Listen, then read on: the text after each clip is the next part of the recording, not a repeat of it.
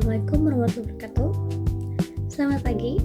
Yang saya hormati Bapak Dr. Haji Agus Nero Sofyan, Dr. Andes Magister Humaniora, serta teman-teman sekalian yang sedang menyaksikan video ini. Perkenalkan, nama saya Ajeng Citra Wasana yang ber-NPM 251711021 dari program studi S1 Bahasa Jepang. Pada kesempatan kali ini, saya akan memaparkan hasil penelitian saya untuk memenuhi tugas pada mata kuliah Bahasa Indonesia. Penelitian ini berjudul Fenomena Campur Kode Bahasa Jepang pada Percakapan Sehari-hari di Lingkungan Mahasiswa. Melalui video ini, saya akan mengajak kalian semua untuk melihat bagaimana dinamika bahasa asing berinteraksi dengan bahasa sehari-hari di sekitar kita. Secara garis besar, video presentasi ini akan dibagi menjadi 5 bagian utama. Kita akan memulainya dari pendahuluan, dilanjut dengan metode penelitian, lalu masuk ke hasil dan pembahasan, dilanjutkan dengan simpulan, dan diakhiri dengan daftar pustaka.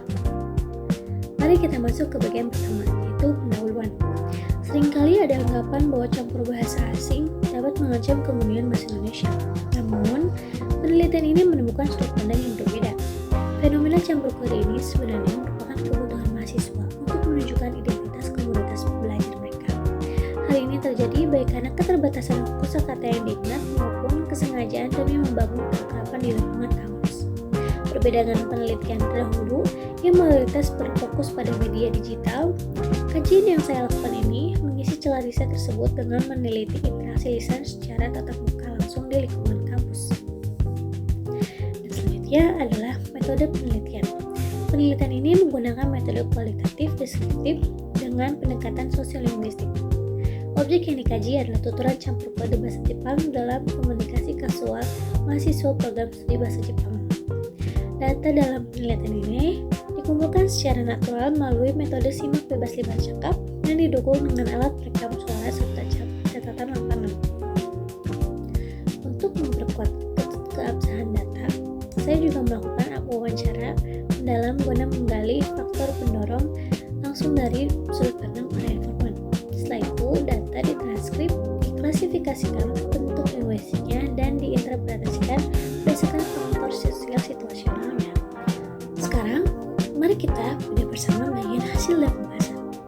Berdasarkan data yang terkumpul, fenomena campur kode ini ternyata didominasi oleh level kosakata tunggal dan frasa pendek yang sifatnya spontan. Faktor utamanya adalah kebiasaan atau habitual. Akibat efek penggunaan yang intensif di dalam kelas, menariknya, dari kacamata sosiolinguistik, para mahasiswa pembicara ini memiliki kesadaran berbahasa yang sangat tinggi. Mereka membatasi penggunaan bahasa campuran ini berdasarkan kemauan tutur mereka. Mereka akan menggunakan bahasa Indonesia kuno saat berhadapan dengan orang di luar prodi demi menghindari cap negatif.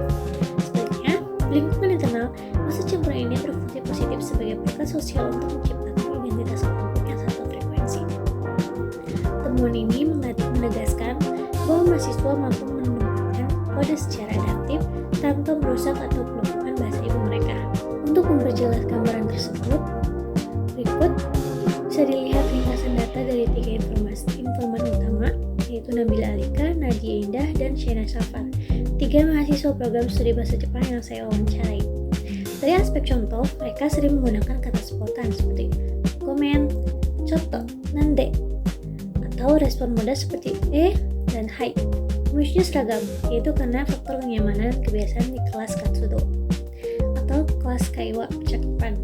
Perlu digarisbawahi, pada kelompok dampak terhadap bahasa ibu, seluruh informan sepakat bahwa hal ini justru melatih ingatan kosakata mereka dan meningkatkan skill kebahasaan tanpa mengganggu atau melupakan struktur bahasa Indonesia. Dan sampailah pada bagian simpulan, penelitian ini menyimpulkan bahwa campur kode bahasa Jepang oleh mahasiswa prodi bahasa Jepang merupakan strategi adaptif yang positif untuk menjaga memori kosakata sekaligus mempererat solidaritas kelompok dan sama sekali tidak mengancam posisi bahasa ibu. Untuk peneliti selanjutnya, saya menyarankan agar ruang lingkup riset dapat diperluas pada aktivitas informal di luar kampus serta meneliti bagaimana dampaknya terhadap kemampuan tata bahasa formal atau bunpo secara akademik. Dan berikut adalah daftar pustaka yang menjadi referensi dan landasan teori dalam penyusunan penelitian ini. Akhir kata, sekian pemaparan presentasi dari saya.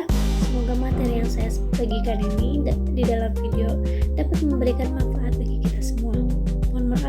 apabila ada kekurangan atau kesalahan kata selama penyampaiannya. Terima kasih atas perhatiannya dan sampai jumpa. Arigatou gozaimasu.